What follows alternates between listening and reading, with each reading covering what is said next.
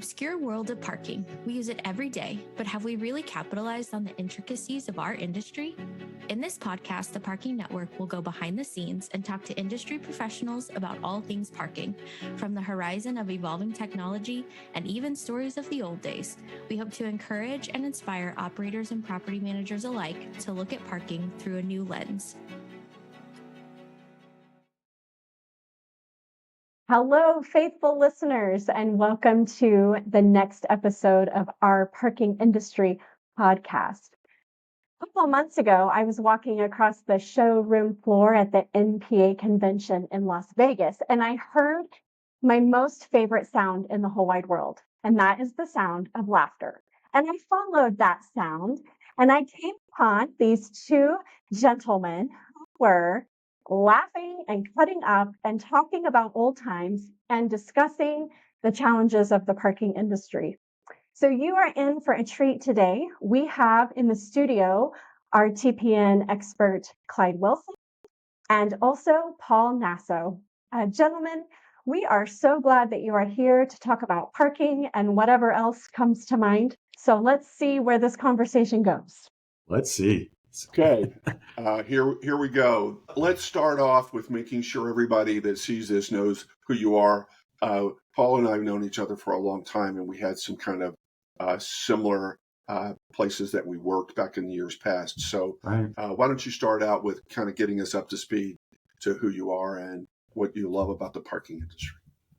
Paul Gnasso, yes. It's funny. It's segueing into being that next level character in the parking business. I'm currently enjoying employment, working with a master of the industry, Gil Barnett at Parking Absolutely. Concepts. I am a senior vice president with Parking Concepts, and have been now for it's going on 13 years, and just totally enjoying myself and relishing in the environment that Gil's created here for us. Prior to that, started in the industry, I guess it sounds old now, 1990, with a international firm, and it started out as a operations manager. And, I remember you. Yeah, thank you. I remember you as well, too, and a lot of the talent that was there at that organization. Great place to, cut your teeth at, if you will. And made that transition after coming out of the transportation business. I was with a national ground transportation firm that did point-to-point multi or ride-sharing shuttle businesses in the airports, and kind of saw a career path possibility changing. Sometimes you see the ceiling, and a young guy at 24, 25 years old. And yeah, here we go, dating ourselves, Clyde. Yeah. I saw a little ad in the LA Times, and it said operations manager, fax your resume. That was it. And I was like, okay, let's see where this goes. And lo and behold, it turned out to be in the parking business. And I'm going, parking? It's parking. What does that got to do with anything? It segued into an operations role with that company in Southern California. And then part of the mergers that were happening back at the time, made an election to move on after about 7 years there, and had a little snippet for about 2 years with a computer company, which actually translates very well because it was technology, computer renting and leasing. And it was interesting when I was hired. I was saying, I don't have any technical background. I said, no, I just need you to keep all the kids, if you will, the techs under line, and use your managerial prowess to.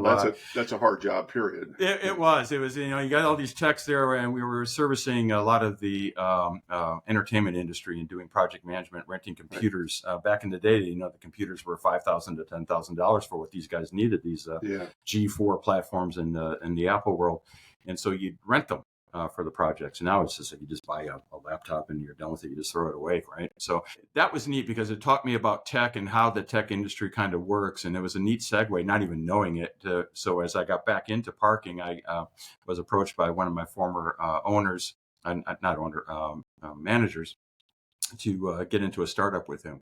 And that was really exciting because I got to understand the business from every level, being, the number two guy at that firm, and marketing, accounting, business development, to retention, to employee issues and all that. And then after a little while with that, I was asked to join another regional national firm and run the Southern California region, which again was another learning tool and learning more about actually business development, which was huge, and how we drive our services towards the customer, not only the patron at the field, but our clients as well, and developing all the policy needed and trying to work out the deal structures, which is that's another conversation all in itself, Clyde, as you know, how that's evolved from the old days of the leases to management and fixed fees and the competitive set that all comes into that. But then Gil found me about 2012. Been here ever since, not going anywhere. Absolutely love this environment and very, very progressive posture that we have with the talent that we have pooled together here in the last 10 years. It's just been remarkable and really setting, I think, the world on fire with some of our ideas, platforms, and methodologies that benefit everybody in the ecosystem of parking. Right. So that's kind of it in a nutshell. Yeah, PCI has such a talented and experienced group that I remember when you went there, and I thought this is a great place for Paul. Thank you. I knew your background, and I knew who you were enough to know that when you went there, I knew this is a good place for you guys. Thank you, Clyde. And so it's good. So why don't you, before we get into talking about all the things that you and I are going to laugh about, let's talk about PCI a little bit and kind of give us a rundown on PCI, because I'm going to take a minute to make a statement here.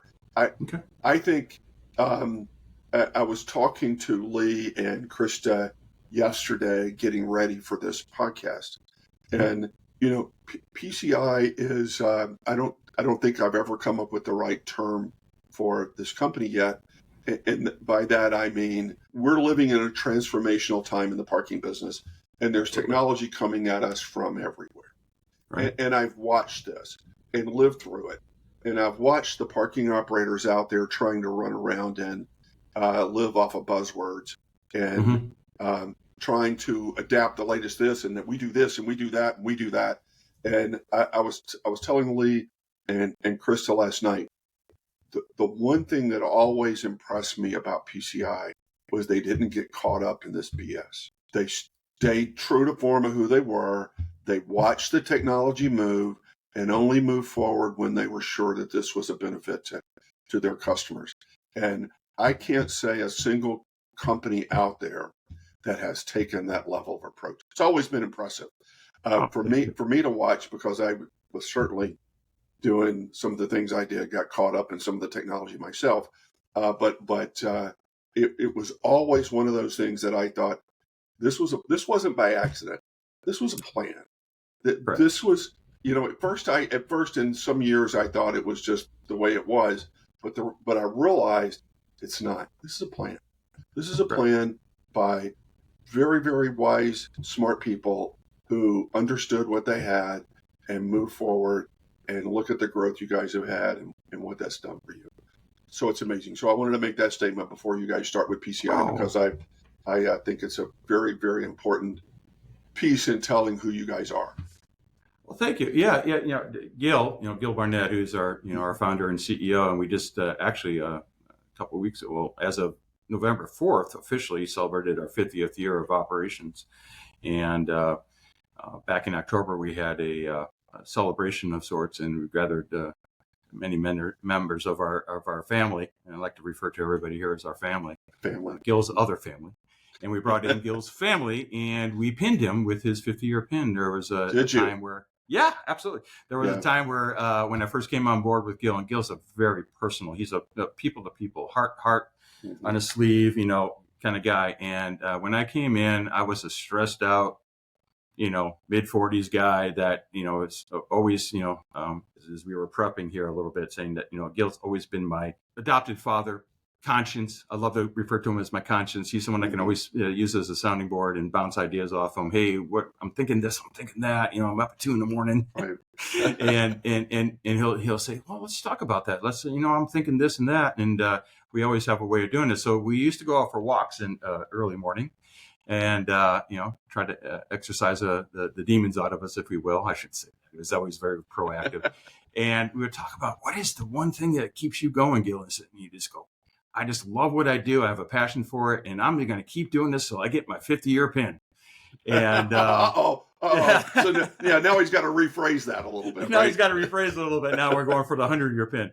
But so I sat there and I just always said to myself, I can't wait till the moment that I can actually be a part of putting that pin on this man, because there's nobody more deserving than him. And lo and behold, we did it and designed a view. It's on our website. We have a little reel going on for it, but designed a custom pin for him, put it on, and it was just one of the most joyous moments I've ever had.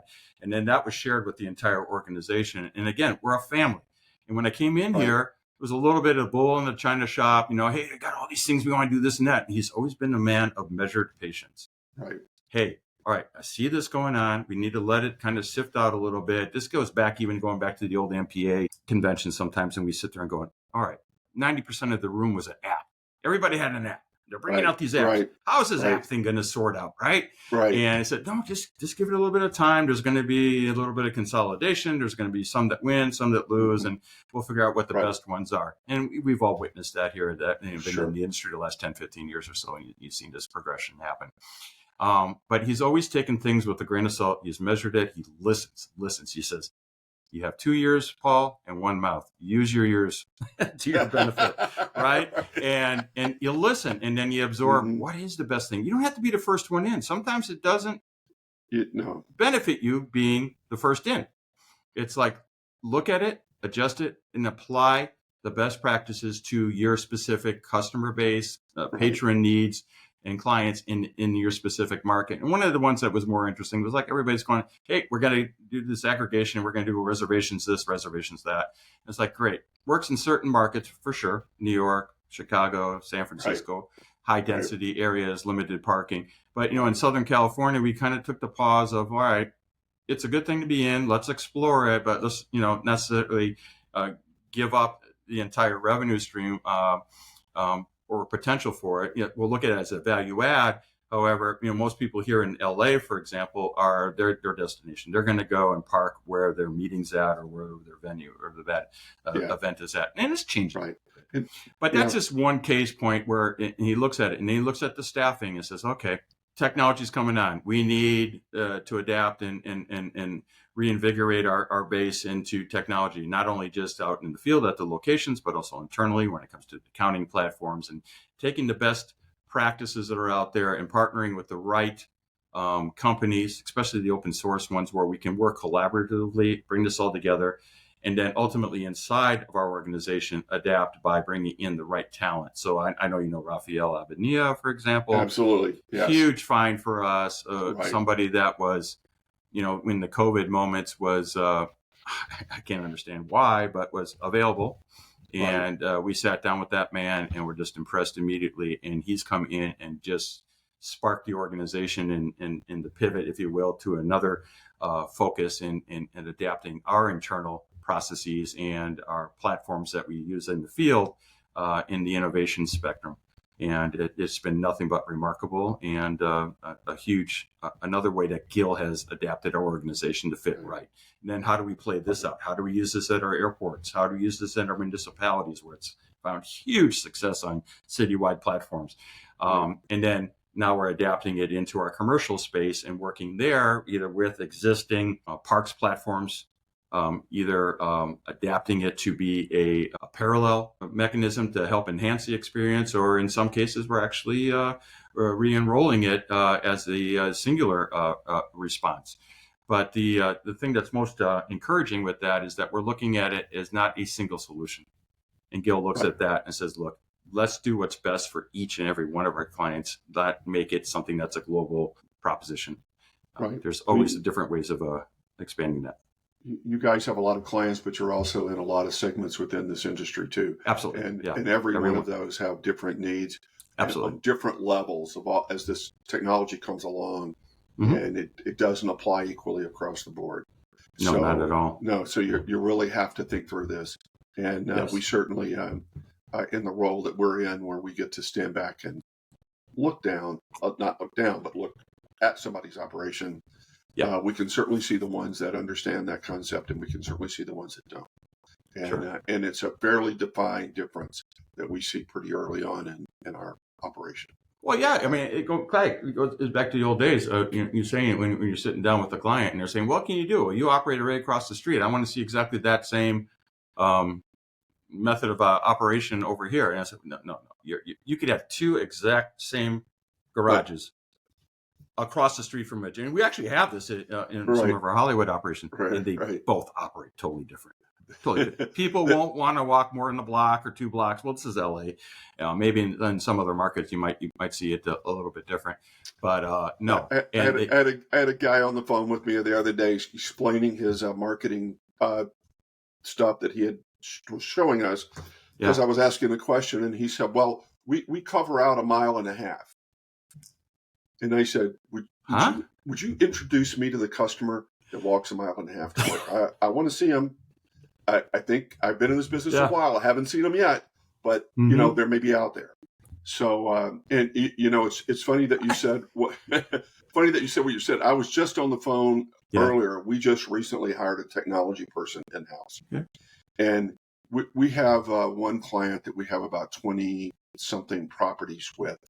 And they're really coast to coast. But we do the same job for them, kind of. It's called the same job. And he says, "Okay, I got this, and I'm seeing the thing that you guys have standardized that you do every month." He said, "So I'm trying to build the technology outline of how we can streamline this." He said, "But every one of these are different." Yep. They absolutely are. And that's when we said, "Welcome to the parking business." That's correct. That's exactly the way it is. So we have to come up with something that we can do, but we have to understand the differences property to property. And that's what we did. And part of that vision that we had is we all got together and we collaborated with some of these ideas that we are looking at what's best practices. Do we want to work with a traditional parks type environment?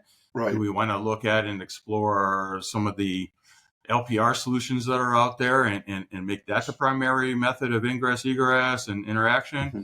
Or is it some combination of that? And then the one thing that we've found the most beneficial is working with multiple solutions. And then we adapted these into an umbrella that we call Breeze.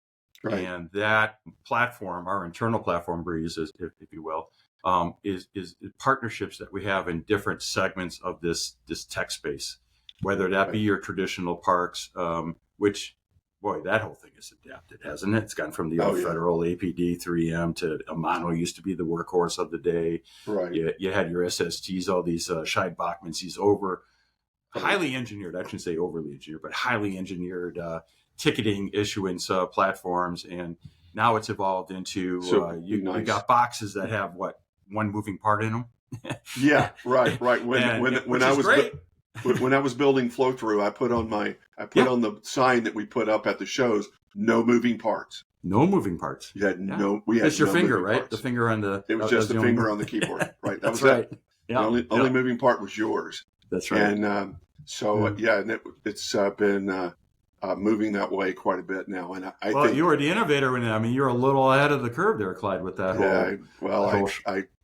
Seth always laughs at me, because I do all these things, and then 10 years later, everybody's trying to do it. So so and that's part of it. That's very much a flattery, but again, that's like I said. Sometimes you don't necessarily want to be the first one in. So we take all these parks and we put them in under parks and AI, LPR AI. I guess what I'm getting to is we find the best grouping of these tech platforms, bring them together into a singular solution. But it could be everything from, hey, you can use your license plate. Oh, you can use your credit card, the old credit card in, credit card out. If you want to push a ticket, we can push a ticket, because you got some locations where that still is what's being asked for. Yeah, try to take the ticket away at a hospital. I was just going to go there. Generally it's in the medical arena, that segment. It's going to be people that are not happy to be there, right? Right. That's the first thing. You have high demand tenants, meaning the doctors and what have you. They just want to get in, get out. They want to park where the heck they want to park. All these little things you find in that hospital space or medical center space. You got valet that needs to be done, because it's all about service. Service, service, service. And part of what I'm seeing, and I'm getting off on a tangent here, is that where is service in the parking industry today? It almost seems like it's going the way of the full serve gas station. It's I was going to say, don't ask me because I'll give an answer that Shiloh will have to cut out. Okay, there you go. And it's interesting because you say we're a service industry. Okay, well, where is the service? Well, one thing that Gil has done and PCI does is we're still focused on that service. We're not going to force you into a scenario. We'll look at all aspects because we're agnostic. We don't have any one singular solution. We're going to look at the best fit for your specific use case. And hospitals are one of those ones. You also have office buildings with, maybe a heavy, or they're a mixed use type environment. That's another one that's interesting. Sure. Retailers are finding it very hard dealing with the new tech platforms in the validation space. They're used to just saying, hey, here's my chaser coupon. Go. Yep. Now we're asking them, no, you need to make sure you have a tablet. You have to have something. Use your smartphone. They're like, no, I don't want to train my employees to do that. No. So we find ways to adapt it and make it usable. Hopefully in the ideal world is a retailer will work with us in our open source solution and then integrate that. So let's say they're a retailer, you got a XYZ grocery market, and we work with them to imprint a validation credential onto their receipt, and that works pretty well. But then you need cooperation. You're not always going to get that because some of the retailers absolutely refuse to share their point of sale space with us. So you just find ways to adapt it, and that's something that we do. We said, look, we're going to find a way with our team. And I was just prior to this talking to our technology. We're men of many hats here, so I'm trying to think of the right title to say, but programs manager. And he's just saying, God, one of the biggest, he found it very interesting. He said, Paul, you won't believe it. We have a space where we're doing AI, LPR, which is great. It's an awesome solution. I mean, it's adapting. If it can't, we literally took the license plate and covered up the numbers on the car and brought it in and tried to exit with it. It recognized the car. Yeah, really, really worked well. And I know there's a guy out in the New York space who's been all over this for quite some time, but he's kind of proprietary. But others are adapting to it now. And I see the car, I see the make, I see the model. I have a session for a red Audi 4-door, and it's like, all right, I'm going to go with it. That's the car because that's the only one that has a session in the industry or in the it gets a little more tricky when you got multiple cars of same look and like, but then ideally you'll have 2, 3, 4 digits of a license plate that they can marry that all together, and it works out very, very, very well. But then when you take those little nuances, LPR they've really perfected that now. And it really, really, really works good. When I was doing flow through, we didn't have we could recognize the car, but it didn't match the car, so the car really wasn't a part of the match. So we used what was called N-1, N-2, and that was if one of the license plate numbers is we don't have right, but the rest of them are in the right order, we take it. And the one you have is in the right space of the sequence, right? Yeah, if it's in the right space of the sequence. N-2, we were able to do N-2 in most cases, and that worked pretty well too. But that was the early days of trying to make all of this work. Today, we really think very fondly of LPR and are trying to more and more all the time. Oh yeah, learn about it to be sure we understand it. Yeah, I was really, not even too long ago, I was saying, LPR is cool. Don't be the guinea pig on it. Why don't we just rely on the proven tech, which would be your AVI, right? Right. That worked really well. And then you have the nuances with that. The higher end patrons didn't want to necessarily have a credential put on their vehicle. So you try to find ways, all right, is it on the license plate? Is it on the side view mirror? Is it on the windshield? What have you? And then you got the issues with the windshield of these coatings that wouldn't let the preaching to the choir here, right, Clyde? Right. So what was interesting and what the gentleman's name is Nima, brought up to me, he said, oh, you won't imagine this. I got 20-year-olds coming in. They don't have smartphones. They have clamshells. I said, you're kidding me. He said, they're refusing. There's like this generational thing that seems to be happening in certain where people are swearing off the social media and they don't want to have that smartphone experience. They want to have a communication device, but they don't want to necessarily be tied to a handheld computer, which is interesting. And so we've adapted the platform because we have multiple credentials. So, okay, well, let's enroll you with your credit card. Right. We'll use that as a credential. We're not going to charge Right. it, but that just literally becomes your HID pass now, right? Right. It's And your so way that works of out. us recognizing you, and so we know who you are. So in our platforms, we enroll all those things. You got your license plate. You got your. We can give you a unique QR code that you could use and just have a screenshot on your phone. That's your credential. You can use a credit card, or like in your version with Flow, it's a PIN code. Right. So there's all different ways. Ours is a phone number. Right.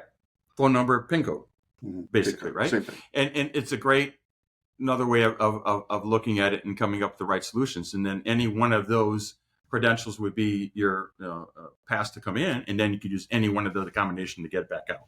Right. And that's working out pretty well. But not too long ago, the LPR was just, there's too many bad reads. It wasn't there. And we'd say, let's wait. Let's let that space mature a little bit more, which it looks like it's getting into the 95 to 99 percentile. There's still exceptions. It is.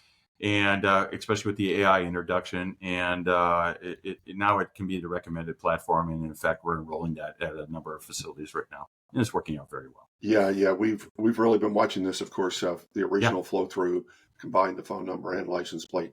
The phone number. The only reason I included the phone number was because license plates were still 80%. So. The phone number was really the backup to bad reads on the license plate. So the phone number. And people are going to know their phone number. How many of us know our license plate? A license plate. And the other, what's interesting too is, like, I'm trying to think, and this is maybe not totally out. Well, I don't know my wife's cell phone number. Yeah, I just know her. I look her on contacts, call Veronica. Okay. So what's her phone number? Okay, I know her email address, but so these are some of the things that we have to work through in the space, right? You know, what is a credential? Most people are going to know, and that's typically going to be your phone number. Your phone number. Right. You don't want to use the Social Security number, of course. Yeah. But, right. Yeah. And there's less resistance to it. I think some of the initially it was like, I'm putting this phone number in. Where's that going to? What are my privacy rights? Right. Oh, yeah. You know, are you encoding this or encrypting it or what's going? But now more and more, as a generational thing is happening, people are getting more comfortable giving that information out and knowing. As long as you got your privacy rights set up, and that's something that we do very, very intently, is we do not record or want to retain data. We just need it as a method, and then encrypting it everywhere we can. So anybody of our partners, we work with them. We just mandate you cannot sell this information. You cannot retain the information. And if you do retain it, it's got to be encrypted and stored securely. And we go through a very intense process of verifying that, making sure that's the case. So let me ask another question. Sure. So I'm going to add, it's really one question, but it's kind of a two-part question. So what happened to the parking industry during COVID? And then where do you see that we are now coming out of it? Are we looking at the model we're going to have, or are we still evolving? Oh, well, Clyde, you know this, the entire industry is always evolving.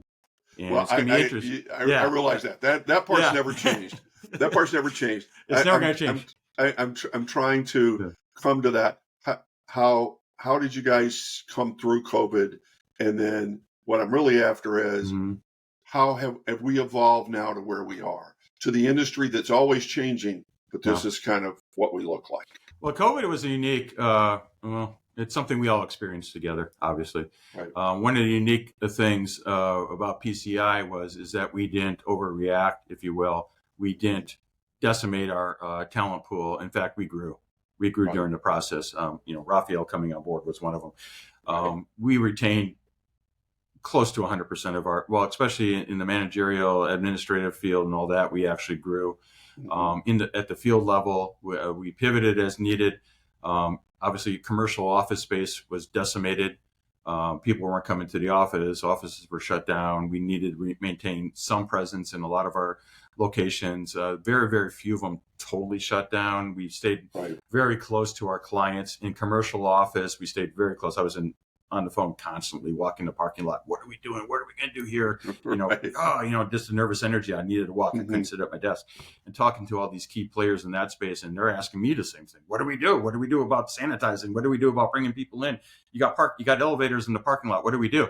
And one of the neat things I thought was kind of unique to us in my relationships I have in the industry here was I partnered with janitorial companies that we co-market with or what have you, and they gave me the level 2, level 3 levels of cleaning, and it was one of the most remarkable things that I found out that, for example, Spick and Span, of all things, was a certified COVID agent or what have you. Spick and Span? Spick and Span, yeah. So we quickly, they turned us on to their suppliers. And in fact, one of our great partners, I don't know if it's proper to mention their name or not, came out and, I will, I know you can edit it out later if it was Servitech. They just came and we partnered together. We said, look, I got 40 of these electrostatic cleaners. How many do you need? I'll divert them to you.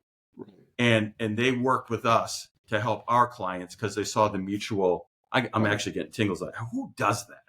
Right. And said, here's what you need. You don't need these fancy, $100 a gallon concentrates. Spick and Span gets it done. And then we quickly integrated mixing mechanisms at our regional offices and then dispensed this. And we ended up doing citywide sanitizing, if you can believe that. Some of our clients would call up and say, look, I just had a COVID case in my office space. I need to, what can we do? I said, don't worry about it. We'll be there in 30 minutes. We'll take care of it for you. And we did that. And that was our value add. And that's what I just love about people in the commercial real estate industry. A lot of them really do want to partner with you. We all lived it together. We needed to get through it. So what we did on the staffing side in the commercial space was, let's say we have a place where 10 guys were working at it. You just needed one just to maintain some sort of presence and service for the few people that were actually coming to the office all the time. What happened, because we're so diverse in our portfolio, our municipal side blew up. Because if you remember then, it was like, okay, we need to keep people off the beaches or make sure they're wearing their masks or we had this, that, and the other thing, or doing sanitizing projects. So we took that staff and said, hey, look, we still have work for you. Would you mind working down at the beach for the day? Like, oh, all right, cool. God. And so we pivoted. And then, you mean I've got to go to the beach and work? I got to go to the beach all day and do mask enforcement, but we did that and we lived that and it was great. So we kept everybody whole. There were, a few people that said, no, it's okay. I'll take a little time off. I want to concentrate on my family or take care of my elders at home and things like that. But I'm going to say somewhere in the 95th percentile of everybody worked. Now, some of the locations we had a little struggle. There was going to be the airports. The airports, as you know, they were just clogged. Right. Yeah, and this is places where you had full shuttle services going on. You had valet parking programs going on. You had remote lots that were filled, and all of a sudden, there's nothing, right? And so in those cases, we minimized staff. We had to. There was no, and did the best we could for the employees there. All the management was retained. We worked through that. PCI as a whole, even if it wasn't something we could get the client to necessarily cover, we covered it because there was value in that, and we repurposed them towards other needs in the industry or within our portfolios. But slowly but surely they came back. Airports came back, and what was it? Wasn't a business traveler. No, it was a leisure traveler. It was a leisure traveler. I'm tired of being locked up in my house all day. I'm going to go to Italy. And next thing you know, everybody. So you had an airplane full of people who had never really traveled much before, right? Or parked at an airport, or dealt with all of that. Correct. So that was that was a pivot, if you will, the buzzword. Mm-hmm. We pivoted there, and that's what we were. We're highly adaptable as an organization, and we repurposed people where we needed to. We went into areas that we were never exposed to before because we had key partners that helped us along the way and guided us as to the sanitizing, for example, or what you need to do there. I mean, actually educating our clients how to get it done too, which was or sourcing out. The stations for the hand sanitizer or finding the hand sanitizer.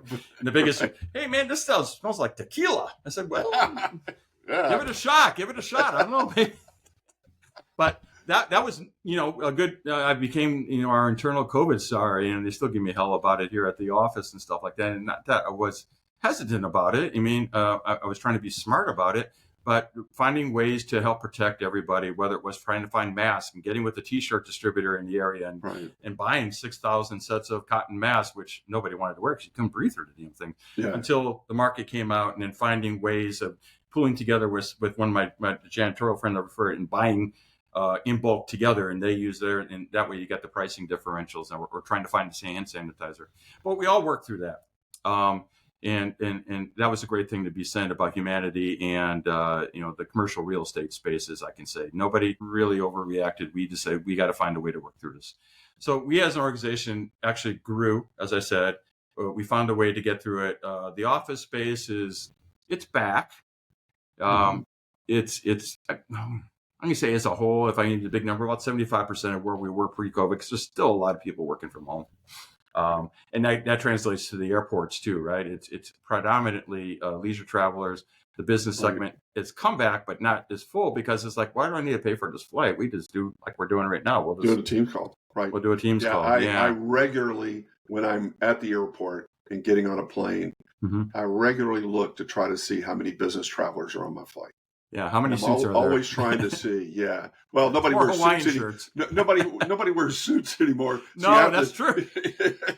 You have to. I like this polo thing. I mean, I had to get a tie. I'm doing a function tonight. I was like, I need a tie. I gotta have a tie. What am I going to do? So I just grabbed a bunch of. I don't know. I mean, remember how to tie this thing. But yeah, you're right. So it's a little different to try to pick out the business travelers, but it's not hard. You can do it, and it's still such a small number. It is. It amazes me how small the number is. It is. Good. Yeah. We see geographically there's a difference in the percentage of people that are back in the office. Some cities are almost up to where they were before. Right. Most of them are not there, but at least there are some cities that are. Some that are 75 to 80%. That's about right. And nobody works on Friday. I want my Friday off too. And here Fridays and Mondays. Here we are working on Friday. Monday's low. Yep. You can. I was just talking to, and I'll use his name because he's done some of our podcasts.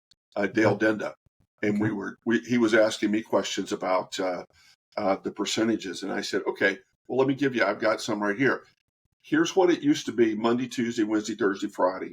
Right. Here's what it is today, and you can see the difference. On the Monday and Friday are down here. And then when you look at the numbers of people, there's a slight difference in all of those cases. So it's interesting. Yeah, you got your leased occupancy, right? Which is rebounding. People are still renting space, but it's a fraction of what they used to rent before. And our clients are working hard and feverishly trying to find ways to encourage them to renew, typically for less square footage with more densely populated when the times when it is populated. But let's say their occupancy of the building under leasing is 75, 80, 90% maybe in some cases. Some are still struggling. I got some buildings that are literally been 4 years. It's waiting for a tenant to move into them before we can actually enact the parking. You don't need parking if you got a tenant. So there's still space there. That's happening. But you're finding the physical occupancy is still at the 50, 60% range, except for, Tuesdays, Thursdays are the higher, Tuesday, Wednesday, Thursdays. Right. Yeah. So like you're doing your old car counts, it used to be 10 o'clock, 2 o'clock every day. That would be your occupancy checks. And now it's like, I don't know. It depends on the tenant mix. You got some places. What day is it and what time?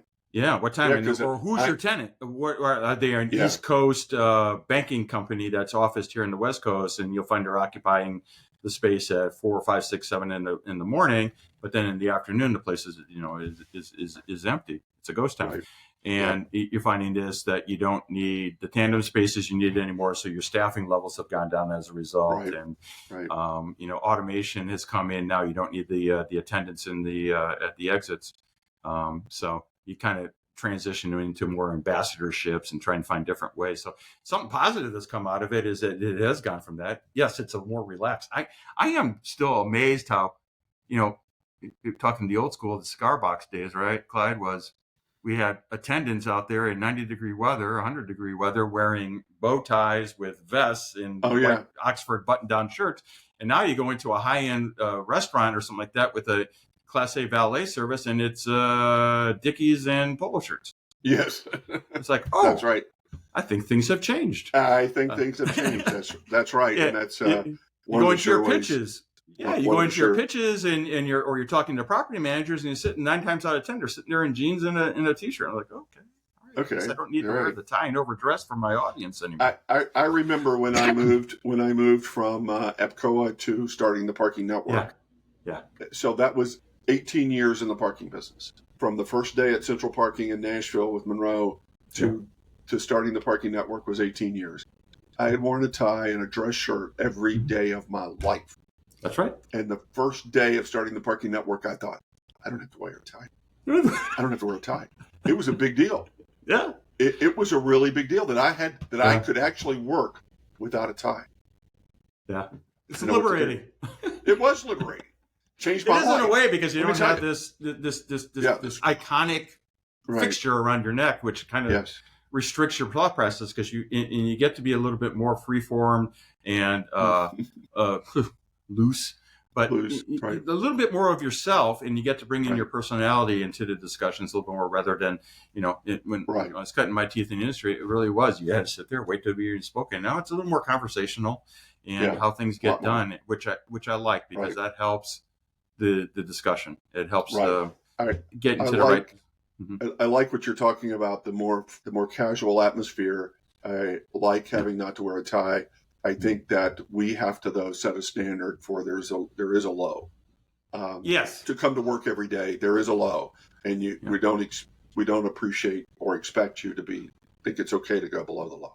No t-shirts, no rock. Hey, AC/DC t-shirt when you're doing anything. And I love AC/DC, but it's one of those things that you have to find that balance. So, is it the polo? Okay, cool. It's not just a Friday thing anymore. Let's have the blazer on. Let's brand. Let's uniform. Let's know what our audience is like. If it is, when in doubt, always going in at a higher level and then adapt as you move through the relationship. But it kind of surprised me a little bit as you go into sites now and you're looking around when you see the staff, and we still invest in staff. We still think that that's a very important part, whether it be an ambassadorship or enforcement or the concierge element that you bring to a parking space is you still got to look good. You got to be professional so that you're respected at that level of professionalism, that this is a profession. And some have taken it to a little bit more of a loose, we're not Apple, we're not, you know what I'm talking about. We may not be Apple, but you know what? I think we're getting close. Well, with the technology. Well, Leigh is relatively new. I think she'll have to correct me, but I think she's gone over her year, right? You're here far more than a year. Trina, that you don't see on here, is she's about to hit 4 years. Krista's a veteran now at 6 years. But Shiloh's a little over a year, and then we just brought Bob in. These guys were all teachers. All of them came as teachers. From education, from education, every one of them. And so they bring a lot of, especially because we're basically in the math business, so they're all math teachers. Right. And we're basically in the numbers business. But they, without an exception, are all going, you guys have to do all of this? The parking industry, we never thought it. I just parked my car. All I did was get in my car and I park it. Isn't that crazy how people don't understand that? Yeah, they don't understand. They don't. And I spend a lot of time when I'm speaking with a new relationship, especially, to say, this is what we're doing. I'm not trying to say this in a negative sense, but I'm not racing to the bottom on a price. I mean, price is one thing. I get it. But you need to have a fair partnership relationship, because at the end of the day, we both need to win. Right. And when you have something where it's more one-sided, someone gets jealous of the other. And that's been in my experience. And jealous is the word I'm grabbing right now. Not resentful. But it's like, oh, you're getting over on me on this, that, the other. And it's like, no, it's not the case. But we're in a profession that we're in the business to make money as well. Yeah, make money or earn a profit, a fair profit. Now, that can be, it's hard to really balance it when you're in a fixed arrangement, but you try to really work your way into incentivizing the relationship. So, we got a fee, but if we can do better here and there, can we share in the cookie jar, if you will, with you? Because we're one of the very few in the commercial real estate, airports, everywhere you look at, we're a fee generator. We generate revenue. Oh yeah. And that was one of the key things, especially during COVID, was how are you going to continue earning money on your space in your real estate? And we had to adapt on that. One of the things I think that really hit me a long time ago but I didn't start articulating it until just recently, especially with this group of wonderful people that we have here now, and they've learned about the business. One of the things that I look back and say, I hate to look back and say mistakes because I made so many of them, I can't count that high. Hey, we're human, Clyde. I keep trying to say that. But as an industry, we did a terrible job of having our clients understand what we were really responsible for. We did not do a good job of explaining that. We had people sitting across the table from us looking at, you're in the parking business. Don't tell me what to do. Don't tell me what I need. I'll tell you. Yep. And they didn't understand the level of our job. And I can remember back in my early days at Central Parking and getting beat up by Monroe every day. And what he was really doing was knocking knowledge into my head because it was so hard. Right. It was hard to get it in there. But it worked though. It worked. I remember a number of times sitting in a meeting in the top of a commercial office building with a bunch of people who made probably 3 times what I was making. And I'm talking to them and getting to know them and thinking, I have 10 times the responsibility these guys have. I'm generating money in a whole city, protecting money that already exists in a whole city. I have more employees than they'll ever count in their life that are responsible for us. But we didn't tell anybody that.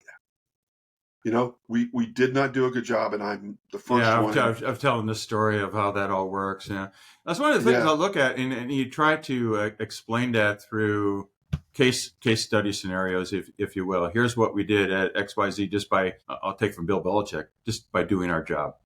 Yeah, just do your job. Right. And if you do your job, end up, there's a facility we went into 2 years ago, and we just did our job. And it's a very, very intense mixed use development and $1.5 million year over year on gross revenue. And now we're enhancing that further by bringing in additional park solutions and some other things. And we're able to help that specific client out with their needs because, they're having issues on the rent roll side. So we've really been able to help them out remarkably. What's the magic? We did our jobs. Yeah, we took our mission vision and applied it and said, look, no, we're not just going to let gates vend. We're going to challenge. We're going to make sure that the revenue that's, you come into a parking lot, the obligation is on you as a patron that you agree to. There is a fee for that, or there's a transaction that needs to happen, and make sure that transaction happens in a customer service oriented space. And we did that. And transitional. It was amazing. But this is just one case of what we do everywhere, and trying to impart that as part of our philosophy, and then we need to communicate that to our clients and our prospects. This is what we do, and look, a penny saved is not always a penny earned. Sometimes there's a little bit of a minor investment that if you make that and you adapt your technology or you adapt your method of operation, you can earn X in return. Hard part to do is, can you guarantee that? Not necessarily, but it generally always works out that way. And I can't think of a case where it hasn't. And then you get the right people in there that have the passion for the industry and want to do it. And they see that, and you get this threefold relationship thing. Yeah, I had a relationship on the contractual side of things. Then you get the people working as part of the office of the building or part of that city wide portfolio, and they're integrated. They're all meshed together and working together. And it's just magic when you see this happening. It's just I think though your comment of just doing your job, and our crew spends a lot of time because some of them are new now, so they have to unfortunately they have to listen to me. But it's terribly entertaining for me to listen to them because they're seeing this industry. I've seen it too long. They've seen it. They're seeing it every day through a whole new lens, and that's kind of what they come back to. Just do our job, produce good results, be sure we're there for our customer, be sure we have answers, and that's what we really need to do. And that puts us ahead of everybody. Exactly. And I love the new energy of being this. I'm going to turn 60 this year, so it's like, oh my God, really already? But and I'm looking at this and going, okay, I really have. I've been involved in this business for the last 34 odd years, and I was like, and it's really gone from, like we said, these cigar box, keep it to the lunch money only on the shrinkage, to honor boxes getting stuffed with blank pieces of paper, to pennies. And to now it's something, right? We got the revenue piece kind of now being enhanced because it's credit card based, or there's different ways of collecting it. So you're kind of keeping your silent partners under wraps a little bit better there. The auditing piece is something that's kind of slipped, I think, in a lot of firms now, that they're not. I remember our days, Clyde, when we were going out, it was you're audited quarterly, and it was an intense process, and I don't necessarily see that happening anymore. But on the other hand, you don't have as much cash, you don't have the checks, the bounce checks. But now you got another partner, and that being the credit card companies. We have this discussion a lot, and I occasionally will have somebody say to me, "Well, what are you going to do about your audit business now? All the money's gone." And you know what? We're finding more money now than we ever found before.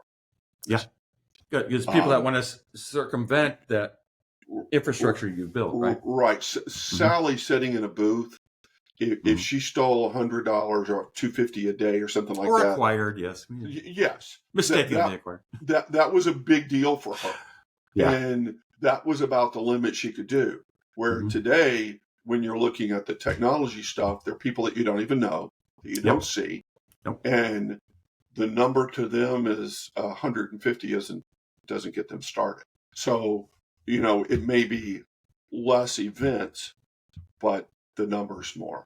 Bigger so we're really having to we're really having to do what we do, but we're also having to constantly try to look at how can we stay ahead of this curve, because we know when we look at these locations, we know there are potential missing places out there that we haven't even thought of yet. Oh no, absolutely. They're different stones or rocks that you have to look underneath now. It used to be in your face. It was go around, look at physical paper on cars, look at sales logs, things like that. And that's kind of, the biggest enemy you had back in the day was the grease pencil and the readaption of the canceling of the tickets. I had or the color photocopier, right? Right. We used to do the I can't remember exactly the term now, but anyway, the ticket audit of your surface slides. Right. And in Nashville, I had a surface slide that was terribly hard.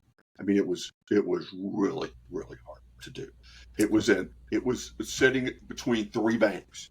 Oh, high turnover. And it was the owners didn't pave it. It was gravel. Wow. Right? So Nathan Mayberry, who did manage to retire from Central before they closed it. Nathan Mayberry worked that lot, right? Now, there were a couple of stories about Nathan. Number one is, when I was learning, I caught him in the afternoon. He stole a couple of tickets, right? And I went, holy shit, what do I do? I'm not firing Nathan, because I'm not working this lot tomorrow, right? so then it goes to, so I told Monroe about it and I was laughing. And then it wasn't 6 or 8 months later, I'm starting to train some new people. Yeah.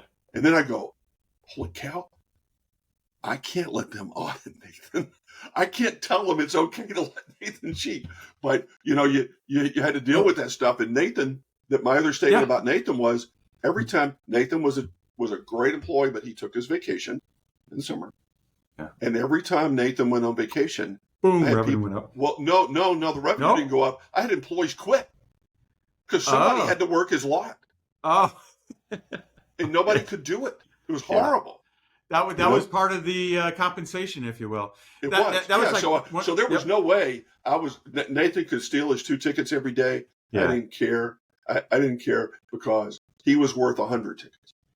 That goes back to the adage. I think it was when the first couple of weeks I was working a lot, and literally I was told by my boss at the time, just keep it to lunch money. And it's a sad thing to say, but it was, if it's lunch money, it costs less to realize that, manage the process, that certain amount of shrinkage, if you will. You're going to have it in any business. Warehousing has it, delivery services, everybody has it, food plate space has it, free lunches and all that. And it's just the reality of it, because it costs you more to find another guy that could do the job, and especially when you have one guy working 100 stalls at triple D parking. Right. How do you work around this? And you find, they're selling a book. They printed their own validations. Well, that's something I couldn't turn away an eye on.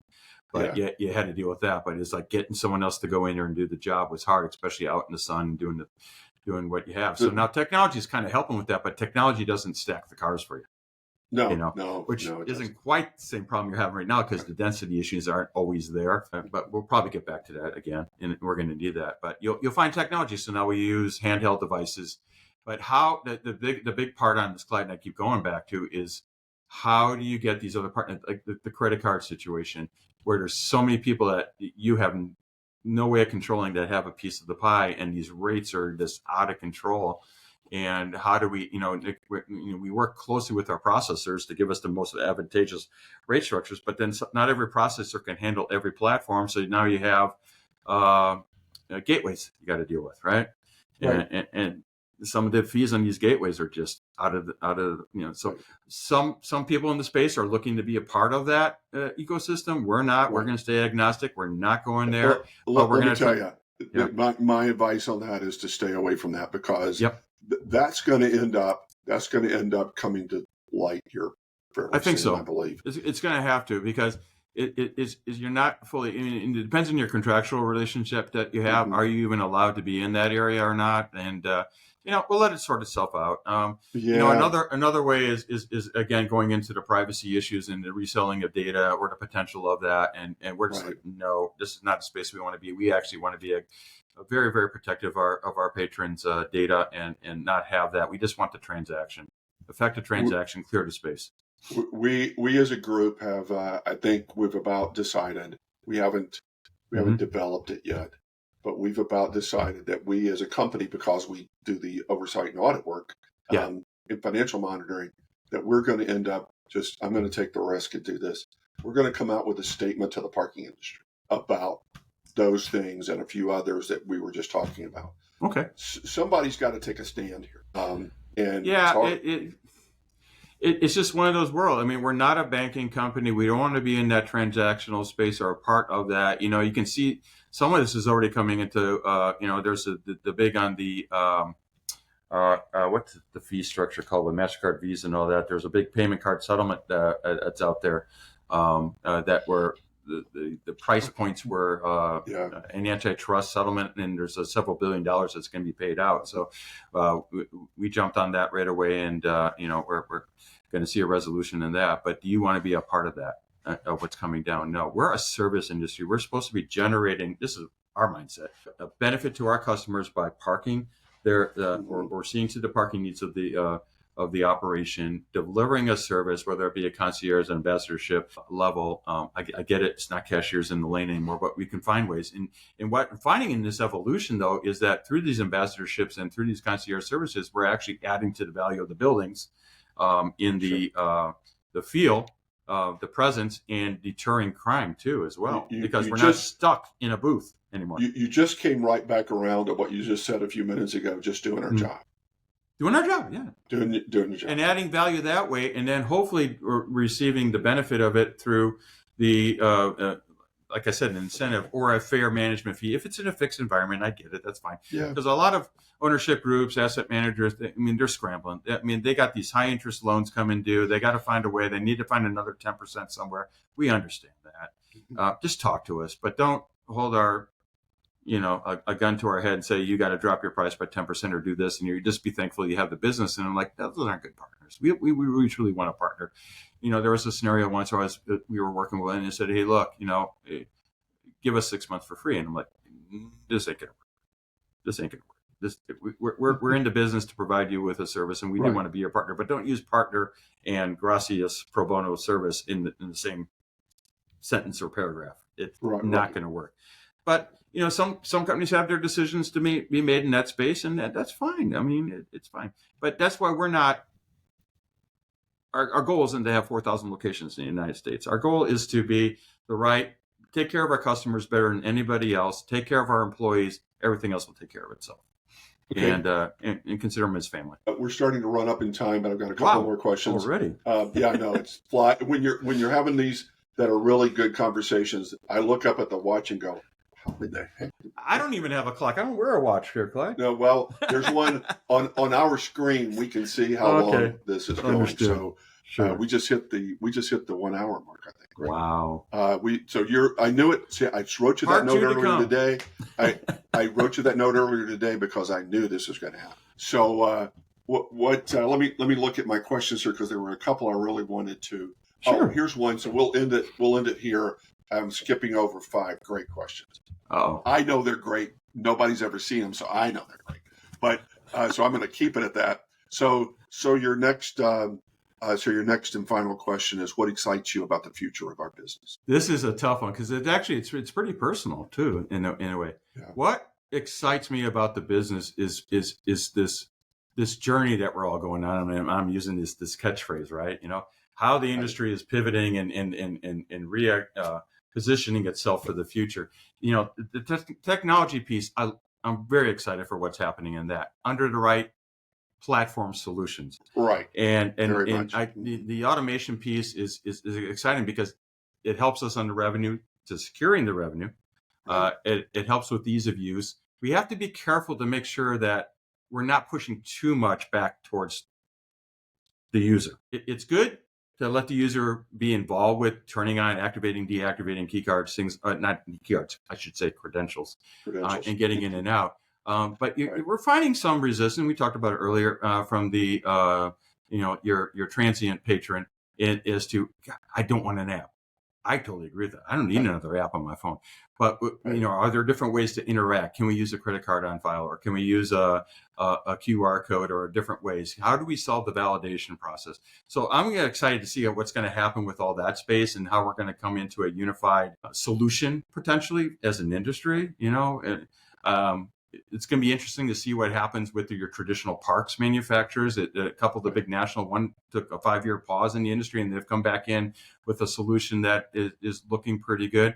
But what they did, Clyde, what's happened though is we're seeing a lot of this, and we really didn't get into it, was the transition from the dealer network into now it's all under a singular, or has actually been an absorption or a consolidation of different park solutions out there, and how this is all going to fine tune itself out. So it's kind of exciting to see what happens in that space, and how it happens with the equipment-less or minimal equipment. I'm interested to see what's going to happen in the rights. Here in California, I don't know a lot of people on a national level, we don't have the right for citation or warnings or collecting other fees. We're really limited in what we can do here.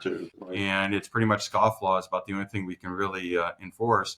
And how we're going to work through that as an industry. And maybe, like you said, you're going to put something out about the fee collections on credit card, but maybe there are some rights that we can have, a bill of rights in the parking industry that allows us to protect our revenue, and collect on it when we have people that, or patrons that don't necessarily want to pay.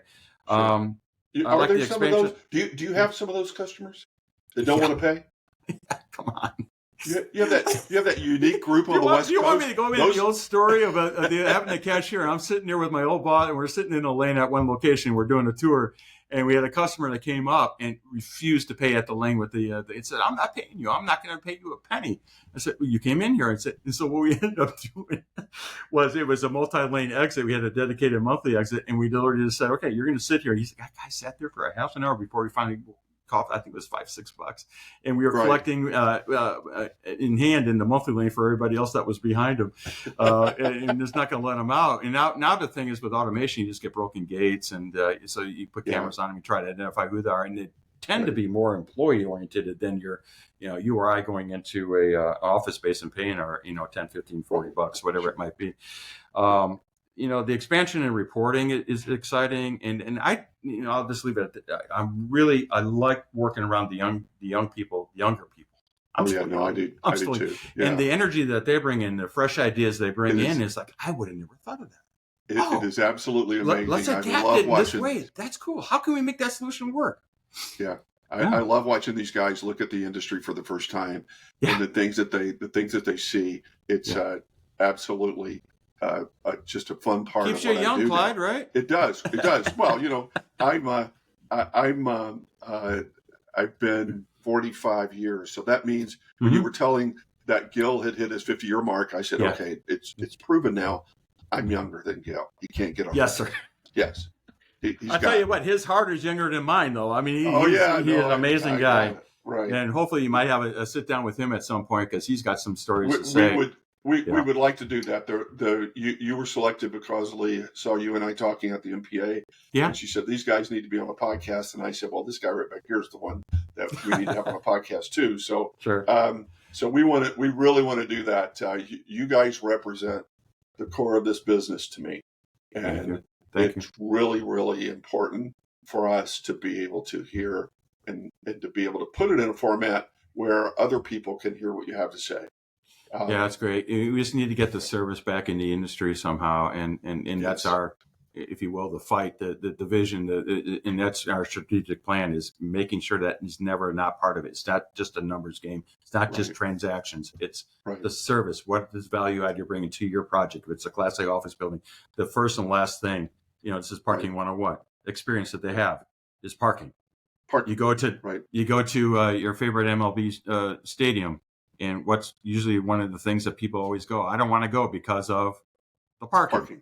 How do you make that an easier experience? How do you make the exiting experience? And being a parking guy, I know the little tricks and trades for my stadiums around here and where to go, and maybe walk a little bit further or whatever. But there's enhancements to it. The fact you can get a reservation in advance and you just can zoom in, zoom out. I love that.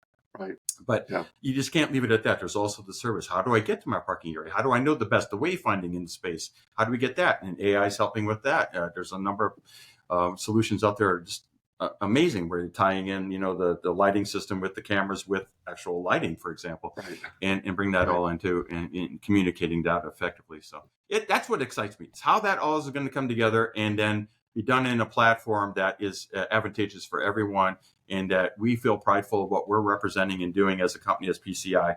And then our clients are just going to be like, wow, this is fantastic. You guys are literally thinking out of the box. And when they're propositioned by someone else, they know, I got my solution. I got my guy.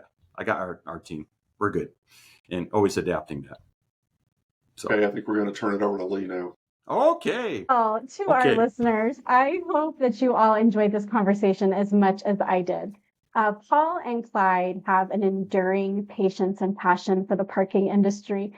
They both had powerful mentors, and they're both innovators who value the customer service above all else. And you know what? At the end of the day, these two guys are going to get the job done. They're going to add value to your asset. So if you're having a parking conundrum, you officially know who to call. Have a great rest of your day, and I hope you'll tune in for part 2, whenever that may be. Let's do it. Part 2, 3, 4, and 5. Let's get it done. So don't ask me any more about the next upcoming podcast. Who's it going to be? I think we have the list now to cover all of 2025. All of season 2. All of season 2. I need to go look up what exactly is a grease maker, so I'll be right back. A grease pencil? Yeah, look up grease pencil, InSun, and Scotch tape, and you'll learn all you want to know. Yeah. You got it. Will do. Thanks, guys. You're welcome. Thank you so much. Thank you. To quote one of the greatest business minds of our time, Charles Munger, he said, "The best thing a human can do is help another human being know more." Here on our Parking Industry Podcast, we want to provide knowledge and resources. If you heard something that sparked your curiosity in today's episode, please reach out on our socials at TPN Consulting. You can find us on LinkedIn, Facebook, YouTube, and Instagram. Don't forget to subscribe and follow. See you next time on Our Parking Industry.